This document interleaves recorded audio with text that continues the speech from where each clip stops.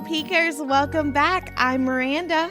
I'm Mackenzie, and this is your one-stop shop for storytelling, tea spilling, and to keep up on all the latest book talk drama that you have been missing out on. Yeah, so any life updates for you? Well, I start my new job tomorrow, so I have been aggressively buying things to get prepared. I've been meal prepping and cleaning, and I got a whole bunch of new podcast stuff. I set up a desk today. And I set up some new lighting, a new camera. I've got my whole little space set up. So really just like manic life updates, the usual. Love the manic episodes, honestly. They're like really what make our whole personality, I feel like. If my mic randomly falls in the middle of this, just disregard, okay? You just disregard that, please. Well, for me, I don't really have any updates. The only thing I have is that we're trying to plan a post-birthday party for my husband here in Chicago. And we are hoping to get like a group of people to go out on the lake maybe and just have a little lake day on the boat because we're here right beside Lake Michigan. And it's so beautiful out here. I actually love the lake out here. It feels like you're at the beach and you're not at the beach. You're just at a normal lake and whatnot, but you have the city in the background and you have just good vibes. I just love it. So you guys are more than welcome to come and enjoy. I was going to say, I volunteer myself to come for that. Yeah. So please just come. expect me. You would be the life of the party, honestly. Thank you.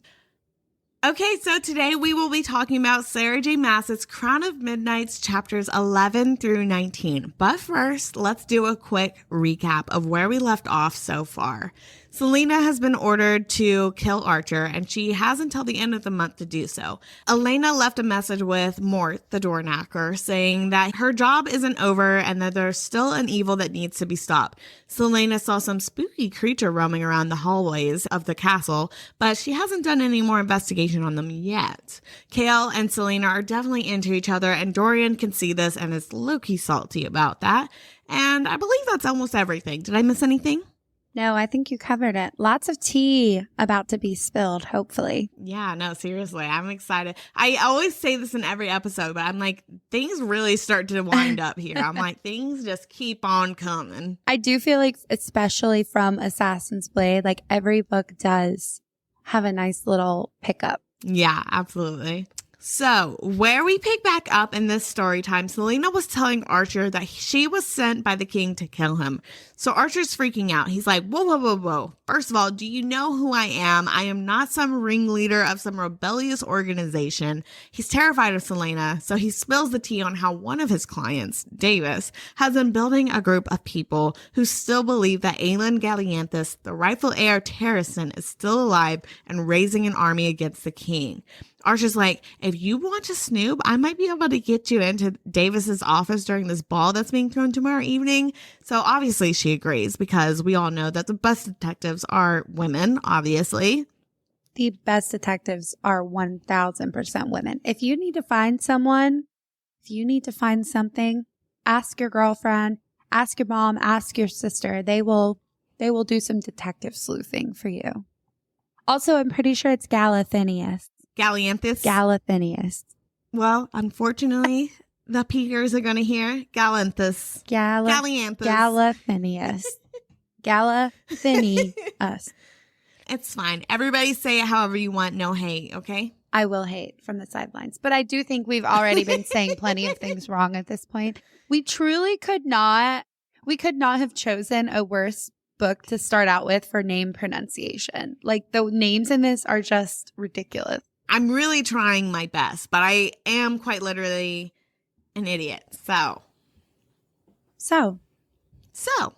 as we continue, the ball comes around and then Archer is able to get her into Davis's room. There's really not much besides like just regular office things until she notices a book about word markings, mostly written in a different language, but on the back she finds a riddle that read, "It is only with the eye that one can see rightly." I personally would have seen that as just like a regular quote instead of a riddle that needed to be solved, but she's a smart girly. I definitely think I would have thought it might be a riddle, but I know for a fact I wouldn't be able to solve it. I don't know how hard I would try. What part of that gives you riddle vibes? Because to me, that does not make me feel like, oh, I need to solve what this could possibly be meaning. I'm just like, oh, yeah, that makes sense. Only with the eye you can see, obviously. Well, that it's such like a plain statement written somewhere in a book of word markings. I feel like it would have to mean something, even if it's not like a riddle. I feel like I would want to know what it means. Because I feel like for someone to write it down specifically in the word marks and like the symbols and stuff and like magic, I feel like maybe you're just smart. Maybe. Because for me, I would have been like, that's just face value a quote. That's just common sense. You can only see with your eyes. I would try to figure it out, but I know I would fail.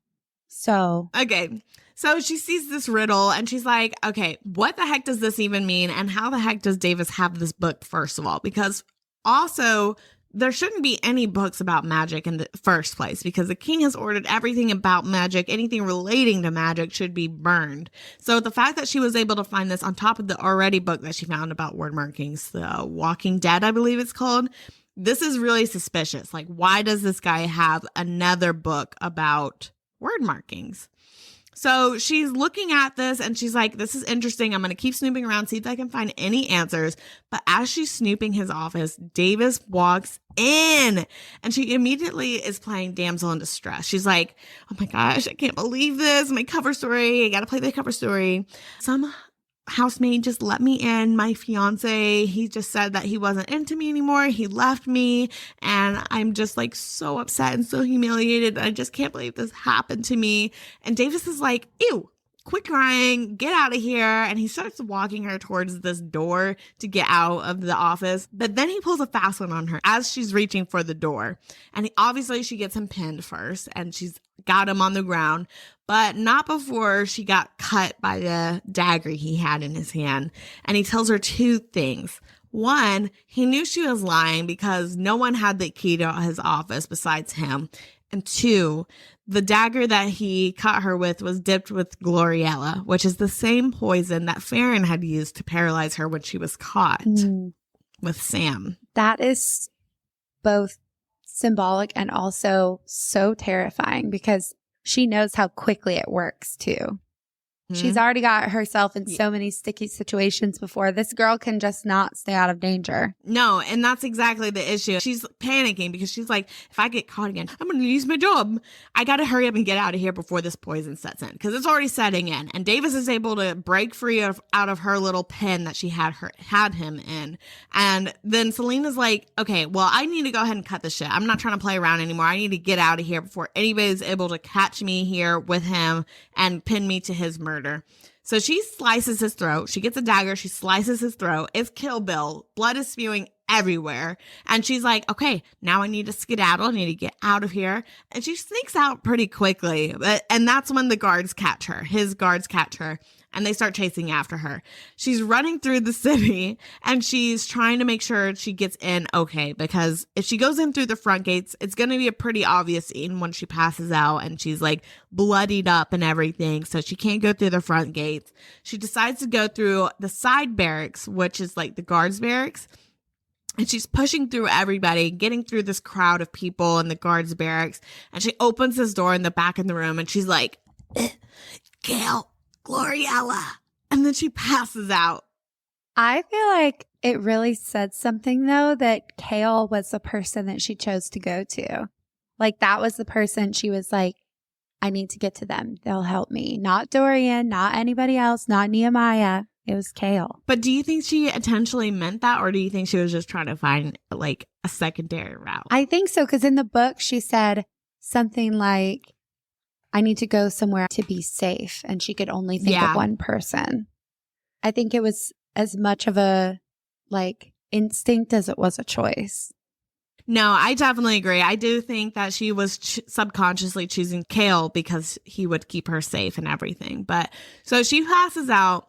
But I do want to get into like the secondary point of view, which is Chaol in this situation. So poor Chaol, we know that these two have been building like a deeper relationship with each other. And Chaol has been very vocal about his concern for her safety, which has been giving her the ick low key. She's like, please don't be concerned about me. You don't need to worry about me. And then for her to just go to this ball, she tells him that she's going to this ball just to gather some information. And then she shows up just a little after midnight, drenched in a blood-soaked ball gown, looking like she's a second away from dying, and then passes out in front of him. I feel like I understand his rationale for being concerned for her safety, personally. I would be very concerned if she was my friend or my girlfriend or anything. She does have a great way of getting out of things. However, she really gets herself into these horrible situations. Worse situations. Like life-altering, life or death situations. It's not great. She's really trying to make herself seem like an independent woman. But then whenever she shows up like this, I feel like obviously this is making you seem like a damsel in distress. But listen, I'm not here to shite on our main character energy, okay? I love her. I think she's a queen through and through. But also at the same time, she's not making a good reputation for herself or her man. You know what I mean? In the nicest way possible. I also think he needs to just know that that's just going to be her. She's never going to keep her hands clean. She's never not going to be in the middle of something. I think it's just kind of a take it or leave it situation. I feel like they're just going to have to get on board and know that she's not going to be like a little housewife. That's just not her. No, yeah, I think you're completely right with that. So after she ends up passing out in front of him, Chaol runs up to her, he catches her, he strips her, makes sure she's not the one losing all this blood, sends some men out to get the antidote and find out what happened. And then when Celaena comes back too, after detoxing from all of this, Chaol is like, listen, I know what happened and no cap, you're going to the dungeons if you do that again. And Celaena's like, literally killing's my job, first of all, so I don't know what you expect out of me. And he's like, no, for scaring the shit out of me. I thought you were going to die. Not him using his position of power and access to the dungeons to threaten her. No. He said, just so you know, you will go to prison if you do that again. Honestly, that would keep me in line. I'd be like, yes, sir. Yes, Daddy. Yes, Daddy. Okay, fine. You got me. Anyways, so then after Celaena is done fully detoxing, she's woken back up. She's like back to and everything. She decides she doesn't have enough excitement for the day. So she's like, I need to find out some more answers of everything that's going on. Let's start off with this creature that's been lurking around the castle. And at this point, we know what she's got to do. To get spooky answers, you got to go somewhere spooky, someplace like the deepest, darkest parts of the library, perhaps? Perhaps. That's an equally great and maybe the worst idea I've ever heard. But it does seem like a great way to get answers. It seems like a good way to get answers. Or die. Or die. Dun, dun, dun. So, we know that there's one secret tunnel in the castle. So, Celaena has reason to believe that there's likely another one. And wouldn't you know it, after walking to the deepest part of this tunnel of the library, she finds another tapestry covering another hidden passage. They can't get a little more creative with their hiding spots. They said, you know what? Yeah, let's just throw this sheet over it. Nobody's ever going to know. They're never going to know. Also, how is she the only one that's finding these? I feel like if I was living in a castle, I would be scouring it all the time. I would know. I maybe that's just me, but I'm a thrill seeker. So I would be looking all the time for stuff and I would find it. No, but that's what I'm saying too. Like even from Throne of Glass, whenever she was talking about these symbols in the garden, I'm like, how has nobody else ever thought about these questions? This seems sus that she's the first person to be coming up with these questions and investigating it. But that's just me.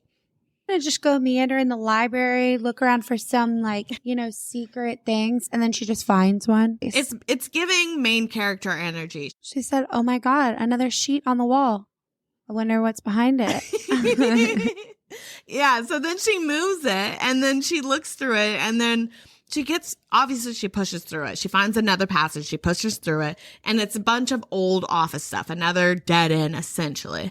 But then Celaena spots another passage, so she follows it, and follows the next one, and the next.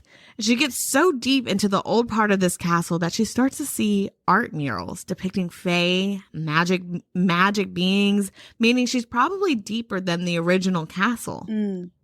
That's crazy too, because if the king actually did know they were there, he would have it completely wiped clean. Like he would not be leaving that stuff there. Exactly. So that's what she's thinking, because the significance when she gets to the end of this tunnel is she gets stopped by this iron door, which is significant because iron is known to be immune to magic.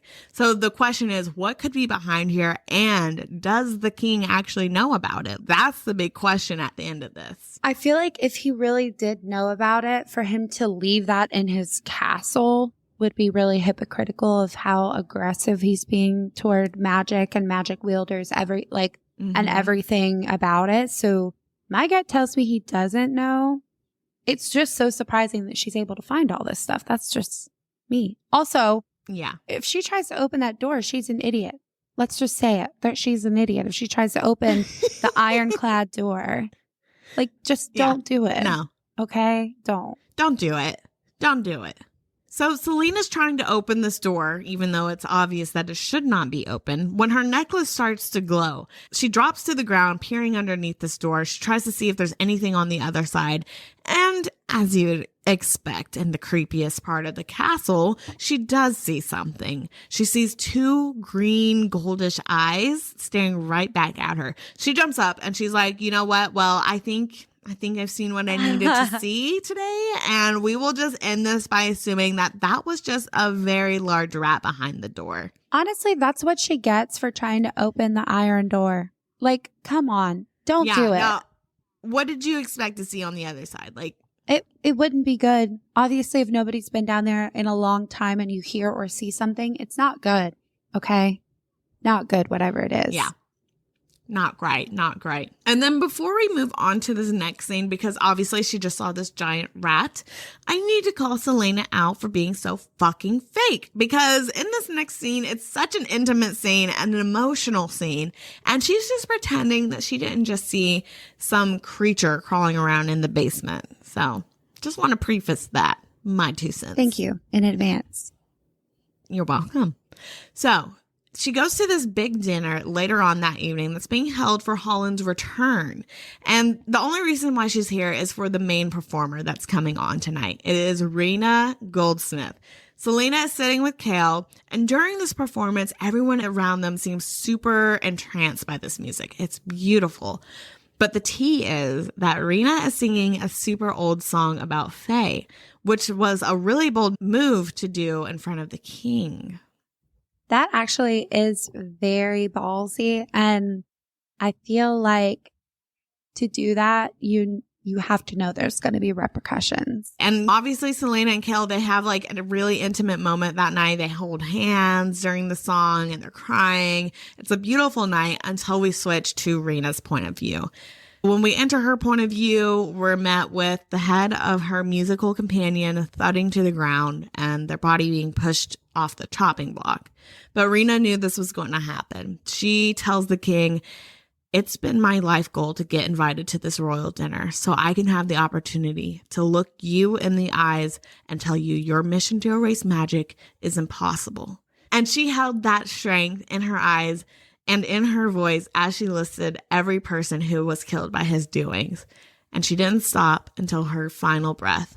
A fucking queen. That just gave me full body chills. That is incredible to think about somebody having that much willpower and forethought and strength, even in the face of their certain death, is. No, yeah. Ugh, it's chilling. It gave me full body chills when I was reading that, because it was such an emphasis on the fact that she gave him eye contact, and she was so strong with the fact that she's like, I'm not going to die without letting you know, without letting you personally know every single person you fucked up. And while looking in my eyes, like I was like, this is a boss bitch. And I love that. It's so hard for me to put myself in those characters, the ones that end up being martyrs and knowing that they're going to their death, likely. You know, I feel like in so many books we read about these characters fighting for their lives and making it to the end. Like the hero, most of them almost always make it to the end, you know, with some exceptions and things like that. But for people like that who grow their whole life in this turmoil and decide, you know what, my life is going to mean something in my death, I just can't imagine putting myself in that mindset and understanding it. Like, it's beautiful and it's such an amazing tribute. And I'm sure there are people like that in real life, knowing that they're fighting for a huge cause that they're likely going to die for. It's incredible to think about that mindset. It gives me so many chills. It gives me chills because if I were truly in that situation, would I have the strength to be able to deliver that kind of message to somebody who's that powerful? I don't know. I would love to say that, yes, that would be me, but I don't know if that could be me, honestly. Let's just say you just saw your best friend's head get chopped off. Like, would you be able to hold that same kind of strength? I don't think I would be able to. So that's why it gave me personally full body chills. Yeah. And I don't know that I would have the strength to go in there and perform those songs, knowing that it would most likely bring my death or some kind of horrible torture. But they did it specifically to spur people and to be defiant and, show that they're still standing, that there's still people defying out there. Knowing that that's not going to start anything major, but it's a small move in like a large movement. It's just... Exactly. Full body chills. So Celaena and Nehemia are hanging out the next morning. Nehemia has been tiptoeing around Celaena's job about as long as she can handle when she finally asks Celaena when she's going to start making a stand against the king. She's like, I can't be your friend if you're willingly doing the king's dirty work and not trying to help the greater good. Basically threatening a friendship breakup. So Celaena spills. She's like, okay, fine. Let me tell you everything. She's like, I have not really been killing these people when I'm on these missions. And I think the king is up to something. And one of his experiments might be in the castle. So she shows Nehemia the path and introduces her to Mort. And it's this time that she's down there that she notices a word mark appear in the face of a shape. And when she steps in a certain spot, she notices a little hole in the eye. So Celaena's like, yo, this might be related to that little riddle I just found. It's only with the eye that one can see rightly. So she's looking through this eye hole, but nothing's on the other side. So she tells Nehemia and Mort about this riddle. And Mort is like, I may or may not know the answer to this, but I will not tell you until I feel like it. And then Nehemia, on the other hand, is being kind of sus about it. And she's like, I really don't think this is anything. She's really downplaying the whole thing as an interesting clue, which I find personally suspicious. That is suspicious. I feel like that goes back to us saying, Celaena wasn't necessarily wrong to question Nehemia's motives. We know that she's not evil at this point, or she wasn't at least killing the champions when all of that was going on. But she is holding her cards very close to her chest. Just like Celaena, she's only revealing little bits of what she wants at a time and like what her true motives are. And also Mort is kind of a little bitch. No, Mort literally, I don't understand his character at all. Like, he seems like a very useless person to bring into a story, and I would hate him personally. No, seriously. She always is like, I'm going to melt you from this door handle. And he's like, go ahead and try. I feel like I would want to deck him in the face. It's the fact that I know he's been alive for thousands of years and he's not going to help me out with any of these fucking questions for no reason. And I know he's not talking to people often. So it's like, why aren't you just spilling the beans? Also, what do you have to lose or gain from telling me what you know? Just tell me. You're a door knocker. It's fine. You cunt. So while we're talking about Nehemia, though, I do want to bring out, she has been having some interesting talks with Dorian. She finds out that the king has been planning to expand this already massive slave camp, and she confronts Dorian about it. He's like, dang, that is so crazy. I truly wish that I could help and do something. And Nehemia is like, oh, that's interesting, because you'd be able to do something if Celaena was sent there, right? T. That is so true. I feel like people often will do anything they can for one person, but when it's a whole thing, it's just not the same. I think everybody's guilty of that. But I love that Nehemia is calling him out about it. Exactly. That's why I love Nehemia. She is not afraid to call people out. Like, even if she's close to them, she's like, I'm going to say the honest truth that you're not willing to admit right now. And I'm going to just put it out there. And I love her for that. Love that. She gives me, do you watch Bridgerton? Bridgerton, yeah. She gives me Lady Danbury vibes, but like as a younger woman. Because Lady Danbury isn't going to beat around the bush. Have you watched the latest Have you watched the latest Bridgerton? Yeah, have you? All of it? Well, there's only 4 episodes. They're not releasing the other 4 until July or June. Well, I'm glad I haven't yet. I've only watched the first episode. Let's do a side tangent real quick. I can't quite get into Penelope and what's his face? Colin. Yeah, Penelope, I can see her pulling on the sex appeal, but Colin, God, I just can't get into him. Really? I really can't. I think Colin's kind of sexy, but I do. So I don't want to give away too much, but the season did get better for me. In the beginning, I wasn't feeling a lot of the chemistry, which a lot of people have said. But by the last episode, I was feeling the chemistry. I can see it definitely building because I feel like in the beginning of each of the Bridgerton seasons, I'm never really like, oh, they're really gonna, like, this is gonna make me fall in love. But they always do somehow. So I just need to push through it, I guess. The episodes I think they got better with each one. A lot of people have been hating on this season so far, though. But 1, it's not complete. And 2, I still... By the end of the 4th episode, there was a cliffhanger, obviously. Like, it had me very invested for more. Yeah. So then in another conversation, though, Nehemia told him that there is a great power waiting to be awoken, a power great enough to change everything, and that when he's ready, she will be waiting for him to help him. What the fuck is she up to? Is she part of the rebel group, and is Celaena going to have to kill her? That's my biggest question at this point. I feel like she knows things. How does she know things about Dorian? And also in that time where she was telling him at some point something's going to awaken in you, it says that she put her hand on his chest and he felt like warmth or something like stir in him. What is she? How does she know these things? No, I am so sus of Nehemia, and I don't know how to feel about her. Like, I feel like I can tell if people are going to be the good or bad guy pretty easily, but Nehemia, I'm just like, what the heck is she up to? Yeah, she gives very opposing vibes often.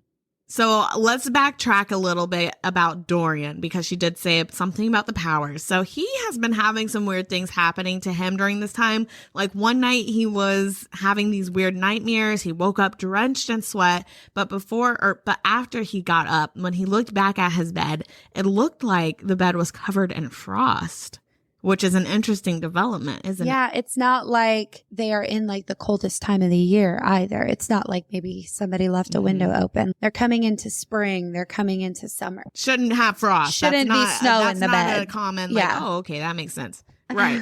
So let's focus on Dorian then now. He's been walking on eggshells around his dad, disagreeing on practically everything the king is doing, which has made this next council meeting even more explosive, especially after learning what Nehemia had just told him about his dad wanting to expand the slave camp.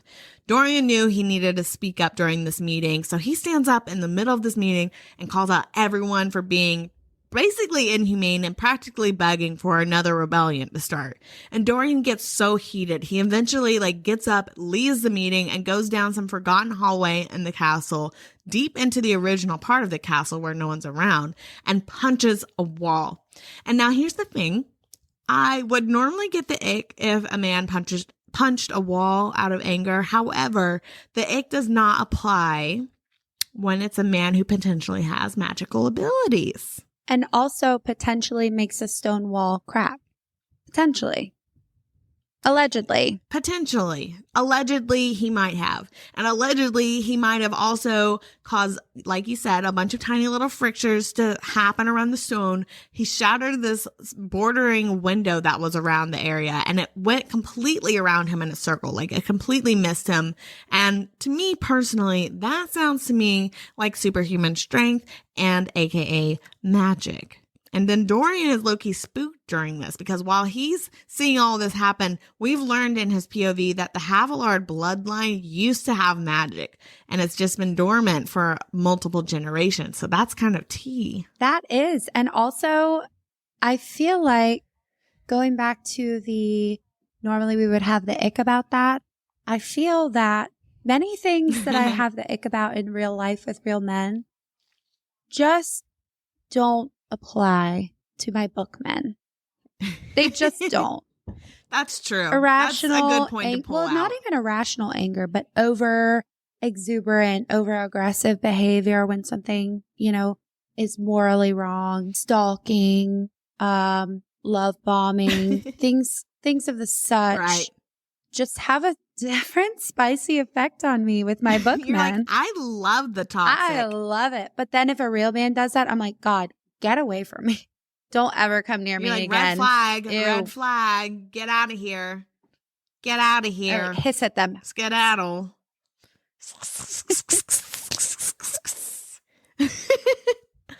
Okay, so after this little outburst that Dorian had at this meeting, the king was not happy. So he ordered Chaol in, and he tells him to place more people around Nehemia due to her becoming a more of a influential part to the royal court. And then he also casually drops that there was also an anonymous threat placed on her, but not to tell Nehemia because the king believes that she'd make herself a martyr. Yeah. I feel that that's so shady. And it also puts Chaol in a terrible position. But he also tells her not to tell Celaena either, like specifically. And I feel like Celaena is the king's assassin and could potentially be a protector for Nehemia, especially since they're so close.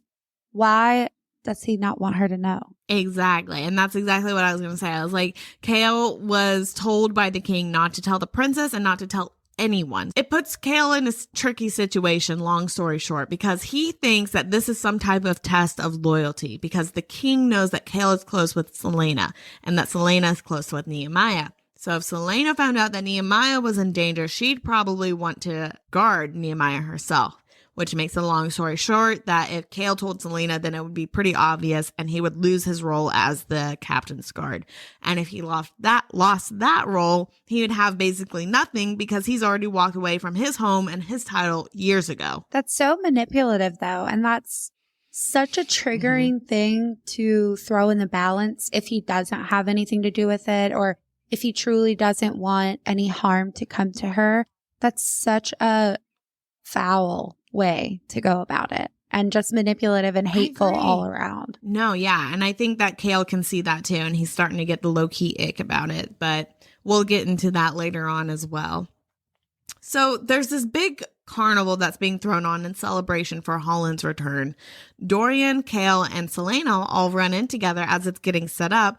They walk up to this fortune teller and they see someone who resembles those infamously terrifying iron-clawed witches that Ansel had told her about in the Red Desert.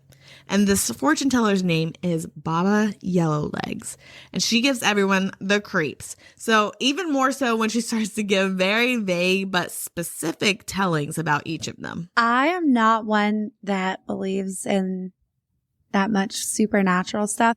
But if somebody was giving me very specific facts about me and know things about me, that would freak me the F out. That would stress me out. I'd be like, throw holy water on them. Yeah, throw holy water on them. Get out of here, you. And that's basically the vibe that Dorian had. He's like, well, Chaol, your birthday's coming up. So do you want to go see your birthday present real quick? And they're all like, yeah, definitely. Well, let's get out of here. So they skedaddle and they head to the stables. And this fucking guy had gotten Chaol his very own Asterion stallion. And they're all hooting and hollering about this, getting a big kick out of it. And Celaena's like, I remember my Asterion male. And then the boys are like, what the heck? They're too stunned to speak. And they're like, because the mares are usually like more expensive and way more rare than the stallion. And they're like, how the heck did you get that? And she's like, I stole it. That's the most Celaena thing too. They're like, of course you did. Oh, literally, of course you did. She's like, I stole it, obviously. She said it was a great time, Red Desert. You'd have to be there. You'd have to be there. You wouldn't get it unless you were there. So then wrapping one point before we wrap this all up is, I don't know if we mentioned this in the Throne of Glass recap, but there are these little black rings that the king and the Duke Parrington have. And Chaol has noticed them. And then during the slave expansion meeting, Dorian noticed them. And he noticed that the king, Parrington, and Roland all have the rings.